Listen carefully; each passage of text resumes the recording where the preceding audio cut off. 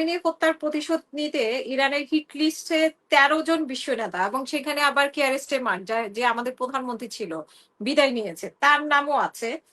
আ এখানে আমি যদি আপনি হয়তো দেখেছেন, বাট আমি একটু দর্শকদের জন্য বলতে চাই। সেখানে লিস্টের মধ্যে ১৩ জনের মধ্যে প্রেসিডেন্ট ডোনাল্ড ট্রাম্প, তারপরে নেতানিয়াহু, ব্রিটিশ প্রধানমন্ত্রী কেয়ার স্টারমার মানে সাবেক প্রধানমন্ত্রী এখনো প্রধানমন্ত্রী, এখনো তো দায়িত্ব ছাড়েন নাই।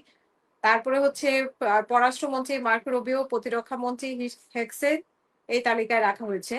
তারপরে ইমানুয়েল ম্যাক্রো, ইতালির প্রধানমন্ত্রী Giorgia Meloni, German chancellor marks এর ছবি প্রদর্শন করা হয়েছে। যাই হোক, এই যে মেলোনি, তারপরে ম্যাক্রোটা মনে হয় থাকার উচিত, বাট মেলোনি, তারপরে কেয়ার স্টেমার এগুলো কি আপনার কাছে মনে হয় যে এই লিস্টটা আসলে কতটা এই আরবিতে লিস্ট লেখা? বের করছে কে?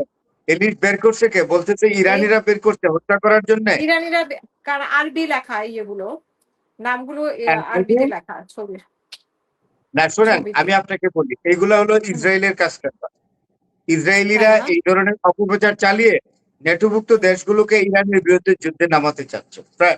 আর কোনো কথা নেই, আমরা এগুলো বুঝি। সেটাই, কারণ মেলোনি তো ২ দিন আগেও বলেছে যে আমি এই যুদ্ধ না, চাই না। মেলোনি তাই না? মেলোনি ন্যাটো সম্মেলনে বলে দিয়েছে যে হ্যাঁ। Italy Italy will not be the part of this war at all, আমরা যুদ্ধ করবো না, স্পেনও বলে আর দিয়েছে। সুতরাং কি এগুলো হলো আসলে আমি আপনাকে বলি, এগুলো হলো ইসরায়েলের প্রপাগান্ডা এবং হুম, ইসরায়েলের হুম, হুম। এক ধরনের কূটকৌশল। এই কৌশলের হুম, মাধ্যমে নেটোভুক্ত দেশগুলো যাতে ইরানের বিরুদ্ধে নামে। তবে আমার মনে হয় না যে নেটোভুক্ত দেশগুলো ডাইরেক্টলি কোনো যুদ্ধে নামবে, সম্ভব না। কারণ হুম, এই হুম, হরমুজ স্ট্রাইক যদি টোটালি বন্ধ করে দেয়, আর ওইদিক দিয়ে হুম, হুতিরা যদি বাবল মান্থ বন্ধ করে দেয়, তাহলে কিন্তু হুম। ইউরোপীয় দেশগুলো মারাত্মক তেল সংকটে পড়বে এবং তাদের যে ইন্ডাস্ট্রি একদম মাটিতে বসে যাবে।